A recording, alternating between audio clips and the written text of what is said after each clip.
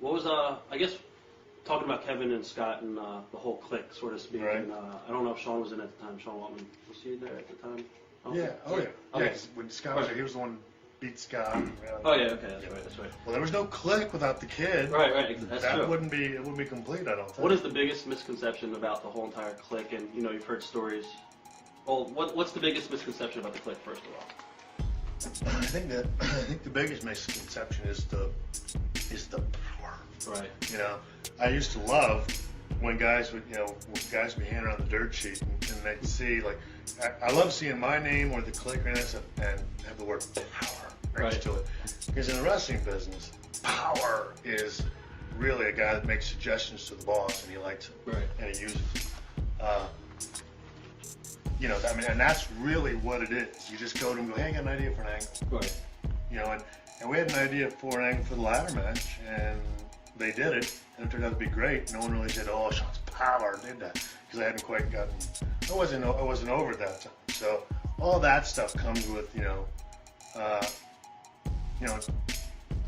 once you get on top, But we used to make suggestions for other people too, all the time.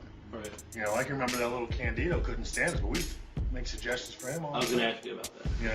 Because he said you guys ran him out. No, I mean, that's most of them guys, the Shanes, the Candidos, and even Brett, it's paranoia, most of them.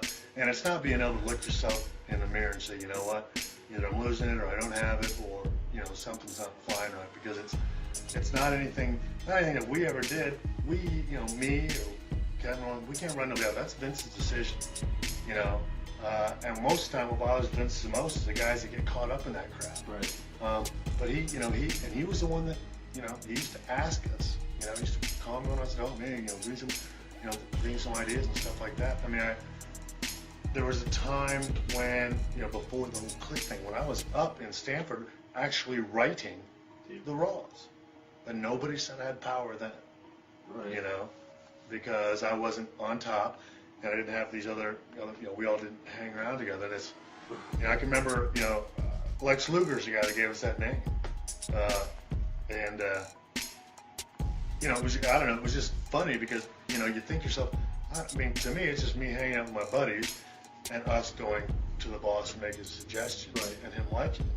But then with the whole wrestling underground media and the boys, again, in this business is the biggest denial rate of any business around, and none of these guys want to admit that maybe I'm not talented, maybe I'm not as talented as that guy, maybe I don't have as good of ideas as that guy, and that's all we did. All we did is eat, sleep, and drink wrestling. Me, Kevin, and Scott, we were never home. We were always having to do extra stuff. Right. So what else were we going to do except talk about the wrestling business, because it consumed our lives at that point. Shane, we did an interview with Shane. He said he had a match with Scott somewhere. I forgot, to one of the house shows. There was supposedly you guys were going to go on strike or something like that. It was rumored in the sheets that the Kliq was going to hold Vince, right? We're going to go on strike. Right. And, no, I remember it was Indianapolis, and we just asked him. We just said, because the angles, the show, there was no strike. It was me saying, I think what we're doing right now, angle-wise and stuff like that, which eventually turned into the WWF attitude. Right. Was me saying, whatever we're doing right now is wrong. It stinks. So we just said, can you come down and let's figure out a new way to. The company's got to go in a different direction, And we came down. We all just met in the hotel, and we went through the whole list. And he brought it all. He goes, okay, I want you to go through this list. And you tell me who you think can work and who can't. Right. So we just went through the list and did that. No one got fired. No one got hired. Right. Anything like that. He just wanted an idea, and most of the guys, again, people that didn't like us, but the guys, like Candido was a shit. He can work. The fucker would stop worrying about what his girlfriend's doing, and be in denial about it because, whatever, I mean, he's got to stay focused because the kid could work, right. But I mean, it was just a meeting to go over, and we told him, you ain't got to fly in. It's just something you need to think about. No. He did all that stuff on his own, because he liked it. Vince liked it for years. You have to understand, for years and years, this guy had a bunch of guys who were making a ton of money that were lazy. Back in the day, the Hogans, the Beefcakes, all them guys, They were all lazy. None of them cared. They're all too busy getting, messed up, doing whatever, Right. doing their thing, and making a shitload of money. Now, for the first time ever, Vince had a bunch of young guys, hungry guys that ate, slept, and drank the wrestling business, and then cared, and when he cared enough to, and weren't afraid of him. Nobody else called him, and he used to always tell me, he goes, the problem is, nobody tells me anything. He goes, I hear something, I hear 3 months later, 4 months later. He said, if you just tell me. So I just started being the guy that was honest with you. If something stunk, I said, that stinks. It sucks. Right. Why? Because it's this, that. Really? Yeah. I mean, I can remember, before, I can remember him finding me $10,000 because stuff gauze down my bike shorts on one of the Raws. Right. And him threatening to fine me, and me saying, it's funny. That's funny.